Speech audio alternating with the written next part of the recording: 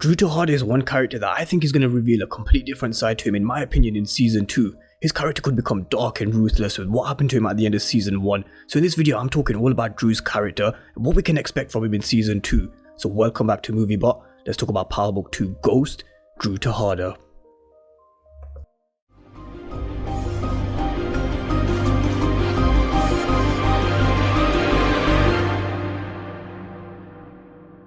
So I hope you're all doing great and welcome back to another character breakdown, talking all things Dru Tejada with what we saw from him in season 1, breaking his character down and what we can expect from him in season 2 based on him being shot, his relationship with Kanan and Tariq, his battle with Lil Guap. I'm going to come to all of this in this video, but first, if you're new to the channel and you haven't done so already, remember to smash the subscribe button if you want to see everything Power Universe related. But let's dive deep into Dru Tejada's character and just touch on what we saw from him in season 1 of book 2 as a quick recap. We were introduced to him in episode 1 when Tariq and Zeke went to Zeke's party at Monet's. We then started to learn a little bit more about Dru's character a bit more as he went to go get information from Tariq at Stansfield, but instead ended up meeting Ev, and he got a speech from Monet telling him to always remember to come home. Dru also failed to draw his piece and shoot up Lil Guap's place when Kanan had to do this. We also saw Dru kind of taking his eye off the game because he doesn't want to be in this side of the world. Monet noticed this when she said to Dru that Zeke wasn't the one that was sleeping around in Stansfield before she found out about Carrie of course, and Monet was referencing to Dru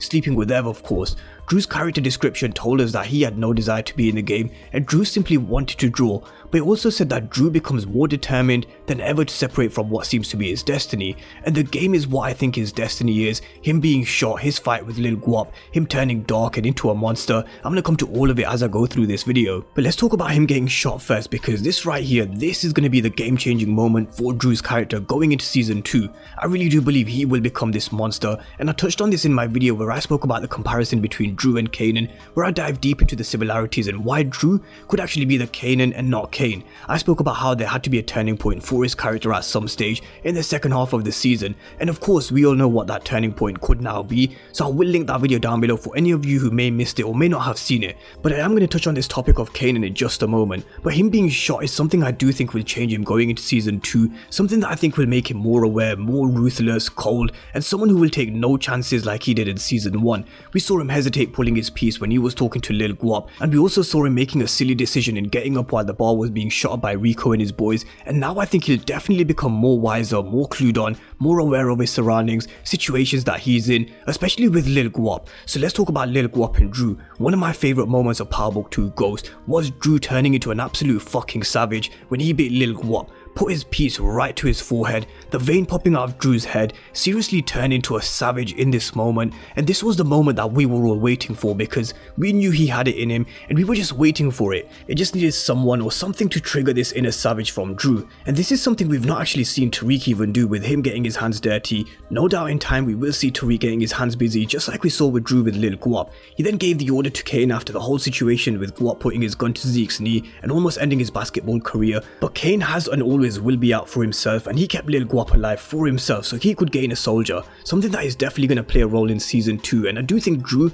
could handle this situation himself now. I put a little question box on my Instagram story and a lot of you said the same thing where you think Dru could kill Lil Guap as well, and I'm going to come to some of those comments as I go through this video and at the end as well. But let's talk about Dru catching his first body, and we don't know whether it is actually him catching his first body, if it is actually his first, because he may have caught one before, we don't know. I personally don't think he has because of the way he's hesitated pulling out his piece on Lil Guap earlier on in the season. If he had killed before, I think he may have been a bit more ruthless in this situation, but I do think we'll see him kill in season 2, and I do agree with a lot of your guys' comments. I do think that person will be Lil Guap. He gave the order to Kane to go and deal with the Guaps because of what they almost did to Zeke, and they had to pay for it, but Kane did the opposite, and I do think Lil Guap is a dead man walking. He's like the Dre from the original Power series, a cat with 9 lives, but he'll get his soon, and I really wouldn't be surprised to see him being burned alive just like 2-Bit did with Dre, because they've been making parallels to the original Power series all season long, and it would just be the ultimate kill that would really show us how dark Dru's character can potentially be. When I did my mid-season analysis on Dru's character, I really said we'd see a different side to Dru at some stage in the second half of the season,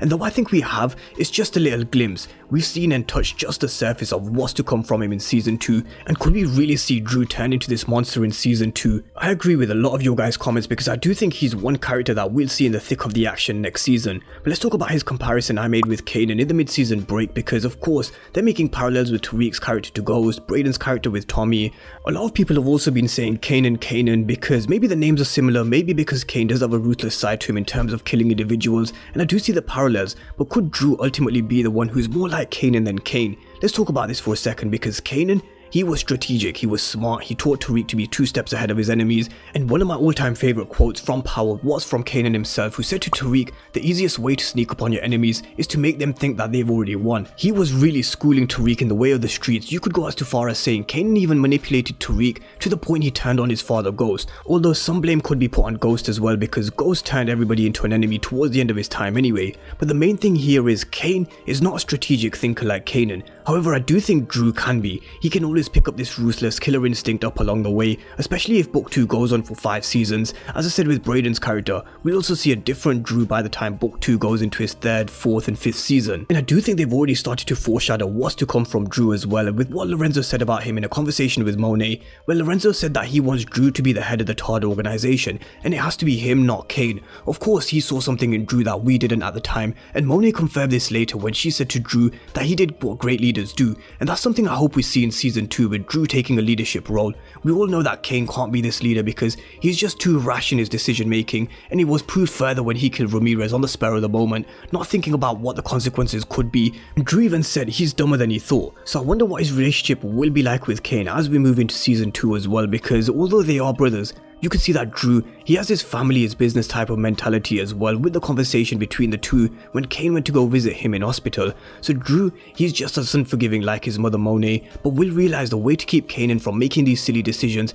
is to keep him close. And this is what I think he'll do. I think we really will see Dru making these decisions and turning into this leader. And something I forgot to mention when I was talking about Kanan was, he mentioned that you ain't a real killer until you kill someone you love. So could he really be the one to kill Ev, because Ev is a distraction from the game? This is something that was mentioned by a few of you guys in the comment section on my Instagram story, so I thought I'd bring this up as well. But during the mid-season break, when I did earlier a character analysis on Dru Tejada, I said I hope we see him turn into this ruthless and into this monster. And although I don't think we've quite witnessed him turn into a monster, I think we've seen signs and what he could potentially be in season 2 or season 3 eventually, and I do believe he'll play more of a role in season 2 in the streets, because I do believe his destiny is in the streets, and the sooner he accepts this, the better off he'll be. So let me know all your thoughts down below on Dru Tejada for season 2. Do you think he'll turn into this monster? Will we see him catch his first body, and who could it be? Drop all your thoughts down below in the comment section, and if you're new to the channel and you haven't done so already, remember to smash the subscribe button. Thank you guys for watching, and I'll see you next time.